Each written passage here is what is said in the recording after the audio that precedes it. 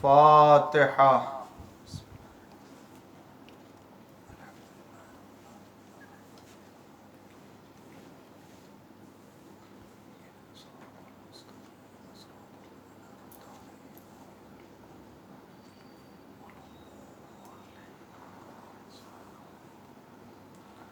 اعوذ باللہ السمیع العلیم من الشیطان اللعین الرجیم، بسم اللہ الرحمن الرحیم، الحمد للہ المعروف من غیر رؤیت، والخالق من غیر منصبت، خلق الخلائق بقدرته واستعبد الأرباب بعزته، وسعد العظماء بجوده، والصلاة والسلام والتحية والإكرام على البشير النذير السراج المنير، حبیب الہ العالمین ابی القاسم محمد، اللہم صل علی محمد وآل محمد وعجل فرجهم، وعلى آلہ الطیبین الطاہرین المعصومین المظلومین المنتخبین المنتجبین الغر الميامين الذين أذهب الله عنهم الرجس وطهرهم تطهيرا، اللہم صل علی محمد وآل محمد وعجل لا سيما الإمام المبين بقية الله في الأرضين، الحجة الثاني عشر والمهدي المنتظر، عجل الله تعالى فرجه الشريف، اللهم لعن أول ظالم ظلم حق محمد وآل محمد، وآخر تابع له على ذلك، اللهم لعن العصابة التي جاهدت الحسين وشايعت وبايعت وتابعت على قتله، اللهم لعنهم جميعا، أما بعد، فقد قال الله الحكيم في قرآن الكريم وقوله الحق، بسم الله الرحمن الرحيم، فبشر عباد الذين يستمعون القول فيتبعون أحسنا، أولئك الذين هداهم الله وأولئك هم أولو الألباب۔ صلوات پڑھ دیجئے محمد وآل محمد۔ اللہم صل علی محمد وآل محمد وعجل فرجهم۔ سورہ زمر کی آیہ کریمہ کی تلاوت کا شرف حاصل کر رہا ہوں، اور ناظرین کرام، عشرے ماہ سفر کی یہ چوتھی مجلس ہے جو آپ کے سامنے پیش کی جا رہی ہے، جس کا عنوان ہے اسلام اور آزادی بیان اور گفتگو، کہ بحث و گفتگو کا میدان کہاں تک اسلام میں ہے اور کہاں تک آزادی بولنے کی اور اپنے حقوق کو طلب کرنے کی دی گئی ہے، اور اگر انسان اپنے حقوق کو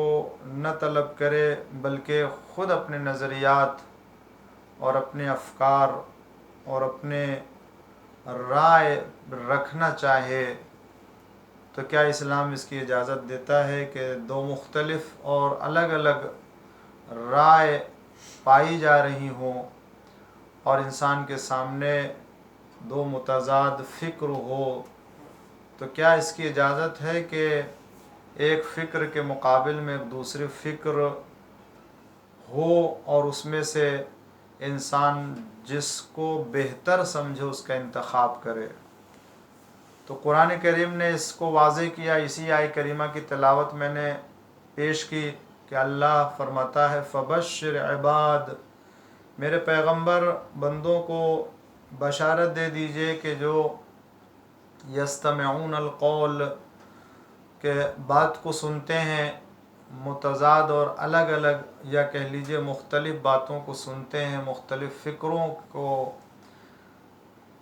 دیکھتے ہیں، مشاہدہ یعنی غور کرتے ہیں اس پر، فیتبعون احسن، اور اس میں جو اچھی رائے اور اچھی فکر ہوتی ہے اس کی پیروی کرتے ہیں. پھر خداوند عالم فرماتا ہے اولئک الذین، یہی وہ لوگ ہیں جن کو اللہ نے ہدایت یافتہ بنایا ہے،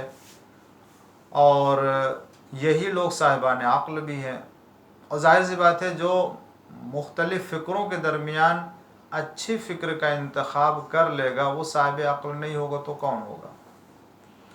اور وہ صاحب ہدایت نہیں ہوگا تو کون صاحب ہدایت ہوگا. عزیزان گرامی، میں نے گزشتہ مجلسوں میں تفصیل سے اس مسئلے کو پیش کیا کہ صدر اسلام میں بھی اور حضور اکرم صلی اللہ علیہ وآلہ وسلم کے زمانے میں، اور گفتگو آئے گی میں حضور اکرم کے دور و زمانے اور اس کے بعد کے حالات کو اسی موضوع کے پس منظر میں عرض کروں گا.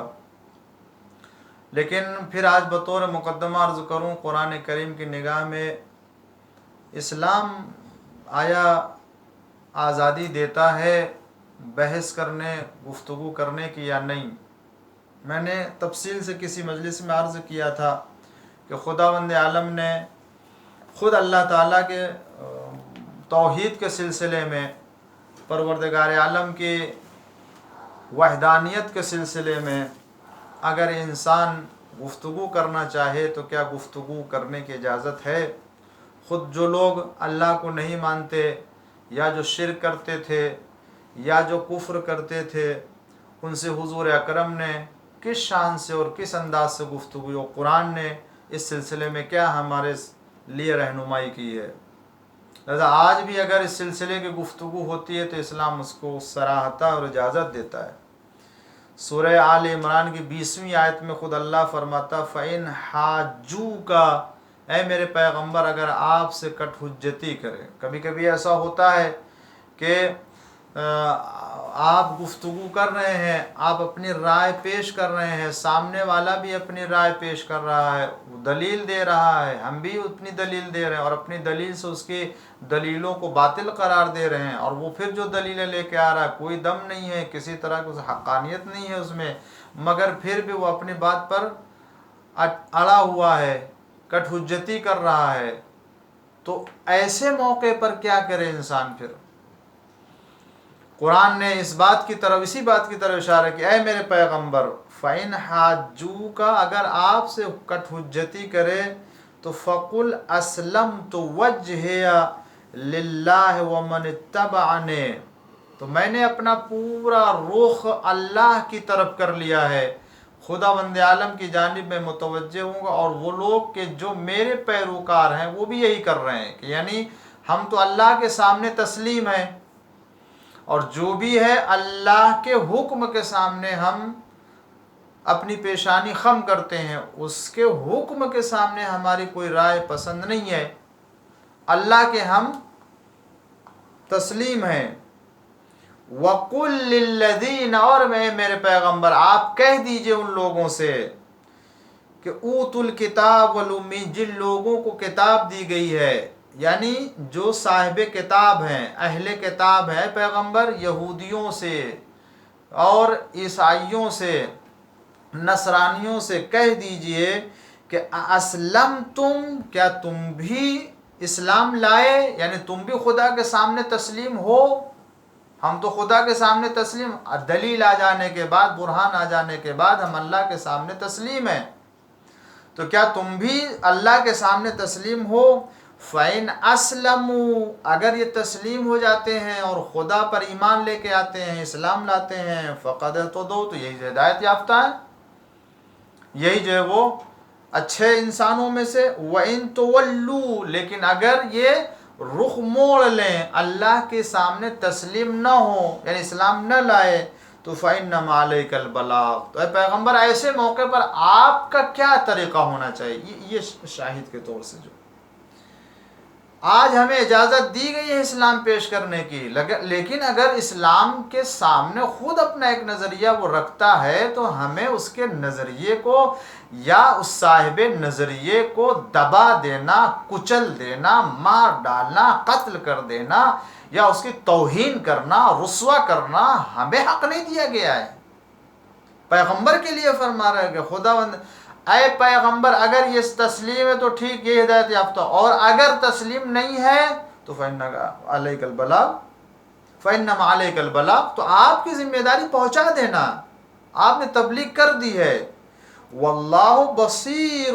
بالعباد، اللہ بہت بہتر جانتا ہے اپنے بندوں کے بارے، اللہ واقف ہے، جانتا ہے وہ۔ یعنی پھر کیا ہے، پھر ہمیں کوئی اختیار، شدت اختیار کرنے کا نہیں رہ جاتا ہے۔ قرآن فرماتا ہے کہ لا اکراہ فی الدین، دین میں جبر نہیں ہے، دین میں زبردستی نہیں ہے۔ لا اکراہ فی الدین قد تبین الرشد من الغی، کہ ہم جو ہے وہ زبردستی اپنی فکر کو کسی کے اوپر جو ہے وہ تحمیل کریں اور اپنی فکر کو اس کے اوپر جو ہے وہ لاگو کریں کہ نہیں ہماری فکر چلے گی۔ اسلام جب اپنی فکر پیش کرنے کے سلسلے میں صرف اس حد تک اجازت دیتا ہے کہ تمہیں حق ہے کہ پہنچاؤ، لیکن یہ کہ زبردستی یہ نہیں ہے۔ اسی طریقے سے سورہ نحل میں اللہ تعالیٰ ارشاد فرماتا ہے ادع الی سبیل ربک، اپنے پروردگار کی طرف لوگوں کو دعوت دیجئے، بالحکمت والموعظہ، حکمت کے ساتھ اور نصیحت کے ساتھ۔ حکمت ہو یعنی آپ ایسا طریقہ اختیار کیجئے کہ جس کے ذریعے سے اسلام کی دعوت کو قبول کریں۔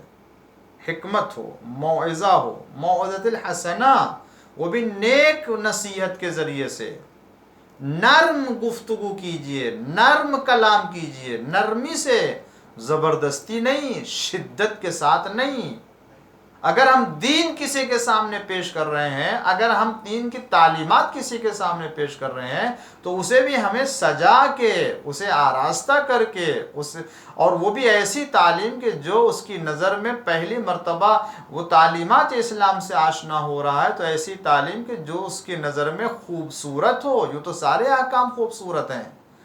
مگر ظاہری اعتبار سے اسے بھی ایسا لگے کہ ہاں یہ ہم قبول کر سکتے ہیں اور یہ انسانی فطرت کے مطابق ہے۔ وَجَادِلْهُمْ، ان سے جدال کیجئے، یعنی بحث کیجئے، گفتگو کیجئے، مگر کیسی گفتگو؟ ہیا باللتی ہی احسن، ایسی گفتگو کہ جو بہترین طریقے کی گفتگو ہو، علمی ہو، منطقی ہو اور عقلی ہو۔ تو علمی، منطقی، عقلی اگر وہ گفتگو کرتا ہے، اسلام اس کی اجازت دیتا ہے۔ وہ الگ بات ہے کہ اگر کوئی انسان چاہتا ہے کہ ہم اپنی فکر کو زبردستی کسی کے اوپر لاد دیں اور کسی کے اوپر جو ہے وہ اس کو جو ہے وہ لاگو کریں، تو چاہے دلیل ہو یا نہ ہو، تو یوں تو کٹ حجتی کرنے والوں کے لیے خود رسول اللہ کے لیے خدا نے فرما دیا کہ ایسا جو کام کرے تو پیغمبر بس آپ کنارے ہو جائیے، آپ کا کام نہیں ہے جھگڑا کرنا۔ اگر ہاں وہ حملہ کرتے ہیں، وہ جھگڑا کرتے ہیں، وہ اختلاف کرتے ہیں، وہ دشمنی کرتے ہیں، وہ نقصان پہنچاتے ہیں، تو آپ کو حق ہے دفاع کرنے کا۔ ساری جنگیں اسی طرح سے ہوئی۔ حضور اکرم نے اسلام پھیلانے کے لیے، اسلام کو نشر کرنے کے لیے آپ نے کبھی تلوار نہیں اٹھائی ہے، زبردستی کسی کو مسلمان نہیں بنایا حضور اکرم نے۔ اسلام کی تعلیم سے خود وہ متاثر ہوئے، حضور اکرم کے اخلاق سے متاثر ہوئے، اور جب کردار اور سیرت پیغمبر سے متاثر ہوئے تو انہوں نے کلمہ پڑھا ہے، اور اسلام کی تعلیمات سے جب آشنا ہوتے گئے تو ان کو اسلام اچھا لگا اور اسلام قبول کرتے گئے۔ یہ تو بات کی تاریخ ہے کہ جس میں تلوار کے ذریعے سے اگرچہ جو ہے غیر اس کا الزام لگاتے اسلام کے اوپر کہ اسلام جو ہے تلوار کے زور سے پھیلا ہے. آپ دیکھ لیجئے ابتدائی دور میں اسلام جب آیا ہے کہاں جو ہے وہ تلوار کے ذریعے سے اسلام کو پھیلایا گیا ہے اور لوگوں کے سامنے اسلام پیش کیا گیا ہے. وہ فتوحات کا سلسلہ جب وفات پیغمبر کے بعد شروع ہوا تو اس کی ایک الگ تاریخ ہے، اس کی ایک الگ حکمت ہے، اس کا ایک الگ فلسفہ ہے جس کو میں کسی دن عرض کروں گا آزادی بیان کے ضمن میں، کہ جو لوگ کہتے ہیں بڑی خدمت کی گئی ہے اسلام کی اور بڑی زحمتیں اٹھائی گئی. کیسی زحمت اور کیسی خدمت، اس کا بھی ذکر کروں گا میں کسی مجلس میں. وہ ایک الگ بحث ہے، وہ آئے گی انشاءاللہ اسی بحث میں. لیکن میں یہ کہنا چاہتا ہوں کہ اسلام تلوار یا زور کی طاقت سے نہیں پھیلایا گیا ہے. اور اگر یہ کام ہوتا اور کرنا چاہتے حضور اکرم تو کون تھا جو مولا کائنات کے مقابل میں آتا، اور کون ہے کہ جو حضور اکرم کے سامنے آ کے لڑتا؟ سب سے شجاع اور سب سے بہادر خود حضور اکرم تھے. مولا کائنات کے تلوار اور آپ کے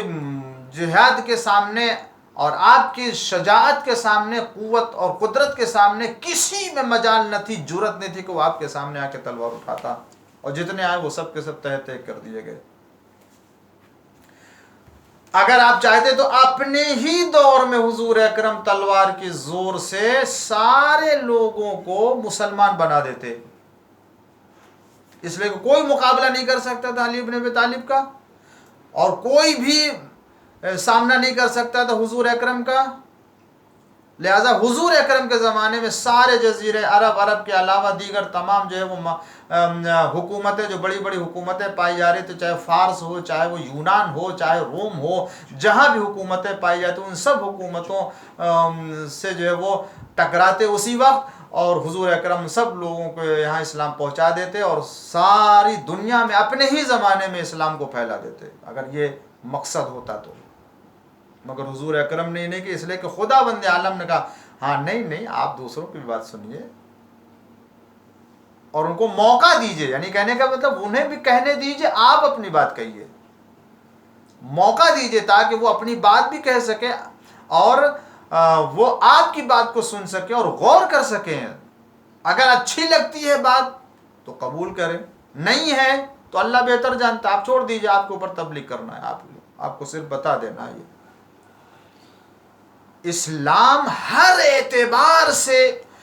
عام انسانوں کے حق کی آزادی کی بات کرتا ہے. کسی کو کسی بھی طریقے سے اس کے حق کو پامال کر دینے کا اسلام نظریہ نہیں رکھتا ہے. چاہے پڑوسی ہو، چاہے وہ رشتہ دار ہو، چاہے وہ اولاد ہو، چاہے فرزند ہو، چاہے عزیز و اقارب ہو، چاہے وہ ہمسایہ ہو، چاہے وہ دور کا ہو، چاہے وہ نزدیک کا ہو، چاہے وہ پڑھا لکھا ہو، چاہے پڑھا لکھا نہ ہو، امیر ہو، غریب ہو، فقیر ہو، عالم ہو، جاہل ہو، بڑا ہو، چھوٹا ہو،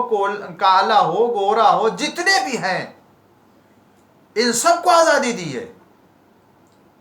بلکہ اسلام نے جو فقیر اور جو کمزور اور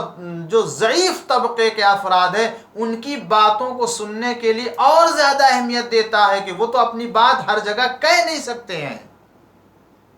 وہ اپنی باتوں کو ہر جگہ پہنچا نہیں سکتے ہیں، اس لیے کہ وہ کمزور ہوتے ہیں، ان کی باتیں اور کمزور ہو جاتی ہیں ان کی ضعیفی اور ان کی کمزوری کے بنا پر، ان کے طاقت نہ ہونے کے بنا پر، ان کے ہمدرد نہ ہونے کے بنا پر. خاص طور سے اگر وہ کسی ظالم حاکم کے سامنے اگر وہ اپنے حق کے قیام کے لیے اٹھتے ہیں تو اس صورت میں اور انہیں کسی بھی طریقے کے جو ہے وہ حمایت نہیں ملتی ہے، وہ اپنی بات نہیں کہہ سکتے ہیں. ایسے افراد کے حق کی آزادی اسلام نے محفوظ رکھی ہے کہ ایسے لوگوں کو بھی پوری آزادی دی جاتی ہے کہ وہ اپنی بات اپنے اسلامی حاکم کے سامنے کہہ سکیں.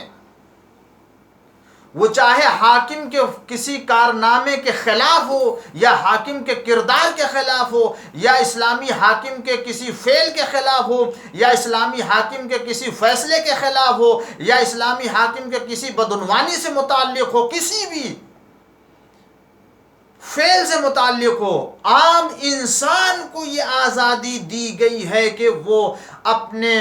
حاکم کے فعل پر نگاہ رکھے اور اگر اسے کچھ غلط لگتا ہے تو اسے اجازت دی گئی ہے کہ وہ اس کے کام اور اس کے فعل کے اوپر انگلی اٹھائے اور اعتراض کرے اور اس کو وہ جواب دے۔ پہلے تو اسلام ایسی اجازت ہی نہیں دیتا ہے حاکم کو کہ وہ ایسا کوئی کام کرے کہ جس کی بنا پر کمزور کا حق مارا جائے کسی بنیاد پر۔ میں اس سلسلے میں یاد دلانا چاہتا ہوں، بات آ گئی ہے، سن لیجئے عزیزان گرامی، جو مولا کائنات امیر المومنین علی ابن ابی طالب علیہ السلام نے جو ہے وہ اپنے ایک عظیم ترین جانثار، با وفا ترین ساتھی جناب مالک اشتر کو جب خط لکھا ہے تو اس خط میں آپ نے تمام باتوں کا جہاں انہیں نصیحت کے طور سے بتائی، ان تمام باتوں میں ایک اور اہم بات بتائی ہے کہ جس کی طرف میں آپ کو اس وقت لے کے جانا چاہتا ہوں، اور اسی آزادی حق کے سلسلے میں علی علیہ السلام نے اپنے اس چاہنے والے حاکم کو نصیحت فرمائی کہ دیکھو، ہر ایک کے حق کا خیال رکھنا اور اس کو اتنا موقع دینا کہ وہ اپنی بات تمہارے سامنے رکھ سکے۔ مولا فرماتے ہیں طولانی ترین یہ خط ہے جس کو آپ نے سنا بھی ہوگا، جو مالک اشتر کو مولا کائنات نے خط لکھا ہے۔ ایک واقعاً یہ ایسا خط ہے مالک اشتر کے نام۔ آج ساری دنیا کی حکومتیں اگر مل کر کے ایسا نظام اسلامی حکومت کی طرح سے اپنی حکومتوں کے لیے بنانا چاہیں تو نہیں بنا سکتی ہیں۔ آج کی حکومتیں اگر مولا کائنات کی اس رہنما کو اور اس جو خط کے ذریعے سے آپ نے طریقے حکومت بتایا ہے، اگر اس طریقے کو دنیا اگر اختیار کر لے تو پھر آج ہر حکومت میں امن ہو جائے، ہر حکومت میں خوشحالی آ جائے، ہر حکومت کے کمزوروں کا حق مل جائے، ہر حکومت میں خوشحالی پیدا ہو جائے، اور ہر حکومت جو ہے وہ اپنے رعایا کے سلسلے میں بہترین کام کرنے لگے، رعایا اپنے جو ہے وہ حاکم سے خوش رہے، حاکم اپنے رعایا سے خوش رہے، نہ حاکم کا حق مارا جائے نہ رعایا کا حق مارا جائے۔ دیکھیں اب مولا کائنات جناب مالک اشتر سے کیا فرماتے ہیں۔ اے مالک فلا جناب مالک اشتر سے فرماتے ہیں کہ اے مالک وَاجْعَلْ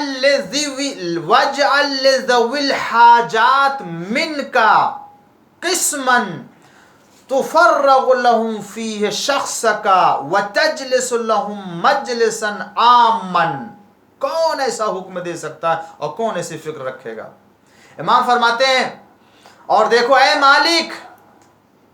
صاحبان ضرورت کے لیے جو لوگ حاجت مند ہیں، صاحبان حاجت ہیں، جو نیاز مند ہیں، دیکھو ان کے لیے بھی ایک وقت مقرر کر دینا۔ مالک دیکھو ایسا نہ ہو کہ تم اپنے سارے اوقات کو، سارے وقت کو اپنے ہی حکومت کے جو نظام کو مرتب کرنے میں لگا دو، اور بڑے بڑے لوگوں کے لیے، صاحبان ثروت کے لیے، صاحبان منصب کے لیے جو وہ وقت رکھو، اور جن کو ضرورت ہے تم سے بات کرنا ہے، تو اپنی ضرورت کو بیان کرنا چاہتے ہیں، وہ کوئی چیز آپ کے سامنے لے کے آنا چاہتے ہیں، ان کو بیان کرنے کے لیے وقت ہی نہ ملے۔ مولا فرماتے ہیں اے مالک، صاحبان ضرورت کے لیے ایک وقت معین کر دو جس میں اپنے کو ان کے لیے تم خالی کر لو۔ یعنی ایسا نہ ہو کہ تم اپنے کسی کام میں مشغول ہو اور وہ آئے اور تم سے کوئی بات کہیں اور تم ان کی طرف توجہ نہ کرو، نہیں، اپنے کو خالی کر کے ان کے لیے ایک ایسی نشست قرار دو، ایک ایسی میٹنگ رکھو کہ جو حاجت مندوں کے لیے ہو، وہ اپنی بات کہہ سکے، اگر کچھ کہنا چاہیں تو وہ اپنی ضرورت کی توجہ چاہتا ہوں۔ ناظرین کرام، جو بات میں آپ کی خدمت میں عرض کر رہا ہوں، مولا فرماتے ہیں کہ تم اپنے وقت میں سے ایک ایسا وقت حاجت مندوں کے ساتھ بیٹھنے کے لیے نکالو، اور تم اپنے کو خالی کر لو ایسے وقت کے لیے، اور ایک عام نشست قرار دو، ایک عام میٹنگ ہو، جس کو آج کی زبان میں کیا کہتے ہیں، مثلا جنتا دربار کے نام سے بھی جو آج بہت سے لوگ جو ہے وہ لوگوں کے کام سننے کے لیے، لوگوں کے جو ہے وہ ضرورت کو سننے کے لیے ایک دن ہفتے میں 10 دن جو ہے رکھا جاتا ہے، یہ آج 1400 سال کے بعد جو لوگوں کے ذہنوں میں بات ہے کہ ہاں ضرورت مندوں کے لیے وقت دینا چاہیے۔ 1400 سال پہلے مولائے کائنات نے اپنے دور حکومت میں اپنے ایک سپاہی اور ایک جنرل کو، جس کو حاکم بنا کر کے مصر بھیجا تھا، امام علیہ السلام، اسے اس وقت نصیحت کرتے ہیں عام جنتا کے لیے تم اپنے دربار کو کھول دینا اور اپنے کو خالی کر لینا، عام نشست قرار دینا جس میں ہر ایک کو آنے کی اجازت ہو اور وہ تم سے بیٹھ کر کے بات کر سکے۔ یہ آزادی ہے یا نہیں ہے اسلام کی؟ ہر ایک کو اپنے حق کو بیان کرنے اور اپنی ضرورت کو بیان کرنے کی آزادی دی یا نہیں دی ہے؟ عام نشست، مولانا نے نہیں فرمایا کہ ان کو الگ الگ اکیلے میں کمرے میں بلا کر کے دیا کرا۔ اور اس کے بعد جملہ سنیے، بڑا عمدہ جملہ اس کے بعد امام فرماتے ہیں کہ وَتَجْلِسْ لَهُمْ مَجْلِسًا عَامًا، عام میٹنگ کرنا ان کے لیے، جنتا دربار کہہ لیجئے آپ آج کی زبان میں، لگائیے گا ان کے لیے۔ فَتَوَاضَعُوا فِيهِ لِلَّهِ الَّذِي خَلَقَكَ، اور ان کے لیے بڑے انکساری کے ساتھ پیش آنا، کئی خبردار جو ہے وہ تمہاری سختی یا تمہاری جو ہے وہ شان و شوکت کو دیکھ کر کے ان کے دل میں خوف نہ پیدا ہو جائے۔ اس خدا کے سامنے متواضع رہو جس نے تم کو پیدا کیا ہے، یعنی تم اللہ سے ڈرتے ہوئے تم ان کے پاس جاؤ کہ کہیں ہو سکتا ہے یہ کوئی ایسے بات کا مطالبہ نہ کرے یا کسی ایسی چیز نہ پیش کر دے جو ہم نے ان کے لیے نہ انجام دی ہو یا غلط کیا ہو۔ متواضع رہو، اللہ سے ڈرو کہ جس نے تم کو پیدا کیا۔ اس کے بعد سنیے، مولا فرماتے ہیں کہ وَتُقْعِدَ عَنْهُمْ، یہ اہم جملہ عزیزوں، آج کی تمام حکومتوں کے لیے بھی اور آج کے تمام ایسے کام انجام دینے والوں کے لیے کہ جو کسی منصب پر بیٹھ کر کے لوگوں کے امور اور لوگوں کی حاجتوں کو پورے کرنے کی ذمہ داری رکھتے ہیں۔ کیا فرماتے ہیں؟ وہ چاہے حکومت میں ہو یا غیر حکومت میں ہو، چھوٹے چھوٹے ادارے میں ہو، چاہے وہ کسی ٹرسٹ میں کام کر رہے ہوں یا کسی جگہ تنظیم میں کام کر رہے ہوں، وہ بھی اگر یہ کام اختیار کرنا چاہے تو کر سکتے۔ ہو سکتا ہے ان کے افراد نے کسی طرح کوئی غلطی کی ہو، کوئی کمی کی ہو، کوئی ظلم کیا ہو، کوئی زیادتی کی ہو اور ان کو نہ معلوم ہو، لہٰذا ایک دن ایسا رکھو کہ جہاں ان کے زیر نظر آنے والے تمام افراد سے پوچھو کہ جو ہمارے حاکم یا ہمارے عامل نے، ہمارے جو ملازم نے یہ کام کیا ہے،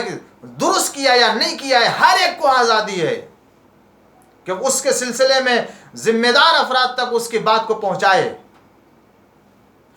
مولا کیا فرماتے ہیں؟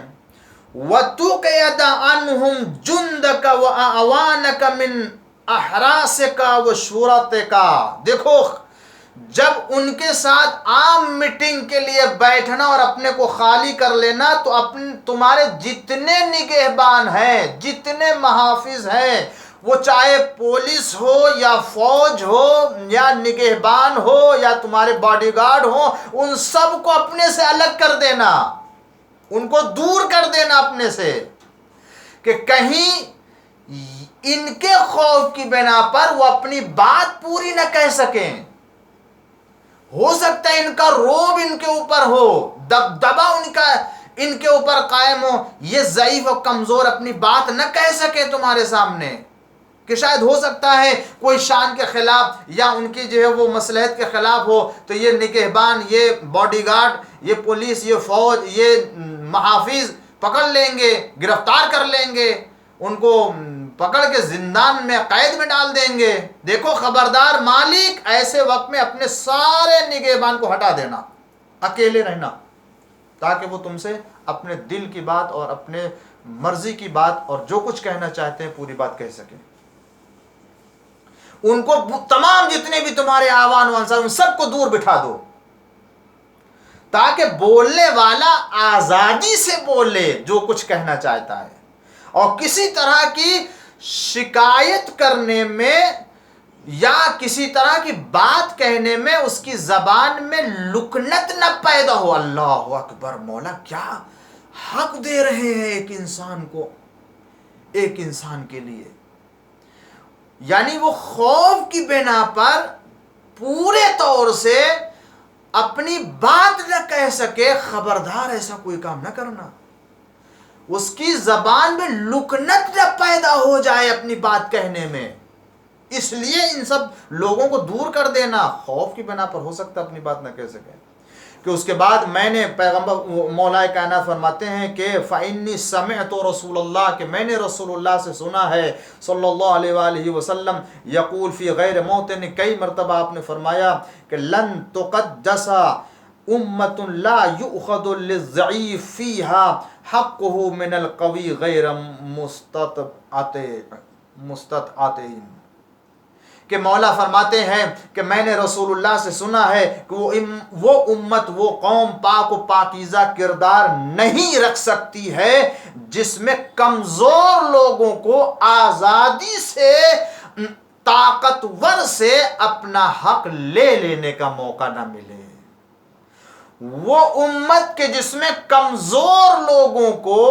طاقتور سے اپنا حق لینے کا موقع نہ ملے، وہ امت کبھی بھی پاکیزہ نہیں ہو سکتی ہے۔ اور ہے آج دیکھ لیجئے حقائق کہاں تک پہنچ چکے ہیں، وہ چاہے یہ ایسی باتیں ہیں کہ جن کو کہتے ہوئے مجھے بھی جو ہے وہ واقعاً احساس ہوتا ہے کہ مولا کائنات کیا چاہتے تھے، اور اسلام نے کتنی آزادی دی تھی اپنے حق کو طلب کرنے کے لیے، اپنے فکر کو بیان کرنے کے لیے، پیش کرنے کے لیے، اپنی بات رکھنے کے لیے۔ مولا کائنات فرماتے ہیں کہ دیکھو خبردار، ایسے موقع پر تم اپنے اس محافظ کو بھی نہ رکھنا کہ وہ اپنی بات پوری نہ کر سکے۔ اس کے بعد مولا فرماتے ہیں کہ ان سے بد کلامی یا عاجزی کلامی کا اگر مظاہرہ ہو جائے، یعنی اگر وہ اپنی بات کہنے میں وہ صحیح طور سے اگر بات نہ کر پائیں، اور ان سے اگر جانے انجانے میں، یعنی اگر مظاہرہ ہو جائے کسی بد کلامی کا، بد اخلاقی کا، تو دیکھو خبردار اسے برداشت کر لینا، ان کے اس بد کلامی کی سزا نہ دینا، اور دل تنگی اور غرور کو دور رکھ دینا، تاکہ خدا تمہارے لیے رحمت کے دروازے کھول دے اور اطاعت کے ثواب کو تمہارے لیے لازم قرار دے، جسے جو کچھ تو خوشگوار کے ساتھ دو، اور جسے تم دینا چاہتے ہو اچھے انداز سے دو، اور جس کو تم منع کرنا چاہتے ہو تو اس کو بھی رسوا نہ کرو۔ مولا فرماتے ہیں کہ اگر اسے تم نہیں دینا چاہتے ہو، کوئی مصلحت ہے جو نہیں دیا جا سکتا ہے، اس کا حق نہیں ہے، تو دیکھو خبردار اس کو بے عزت بھی نہ کرنا، خوبصورتی سے اسے ٹال دینا، خوبصورتی سے اسے ٹال دینا۔ اب دیکھیں مولا کائنات کی اس روش کے مطابق جو آپ نے چاہا ہے، اس اعتبار سے آیا، چاہے